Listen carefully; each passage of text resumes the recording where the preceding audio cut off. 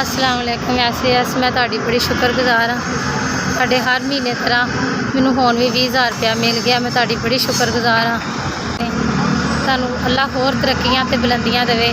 मैं ਤੁਹਾਡੀ बड़ी शुक्रगुजार हाँ कि तुसी मेरा हर महीने ख्याल करदे जे। एस तुसी मेरा साथ ना देंदे शायद मैं जिंदा ना रहिंदी। मेरे बच्चे जिहड़े ने वो इस वक्त रोलदे हुंदे। ਤੁਹਾਡੇ सिर ते हत्थ रखण नाल मैं इस वक्त अपने घर च बह के ਤੁਹਾਡੇ ਦਿੱਤੇ होई मदद जिहड़ी है मैं इस्तेमाल करदी पई हाँ। मैं ਤੁਹਾਡੀ बड़ी शुक्रगुजार हाँ कि मेरी इज्जत तुसी रखी है, मेरा ख्याल तुसी करदे जे। मेरे अपने अंदर बैठी इज्जत दे नाल रोटी खा रही। मैं अपने बच्चों नूं सारे अखराजात ਤੁਹਾਡੇ ਦਿੱਤੇ होए पैसों नाल पूरे करदी पई हाँ। मैं ਤੁਹਾਡੀ बड़ी शुक्रगुजार है कि मेरी इज्जत बन गई है। मैं रुल गई सां।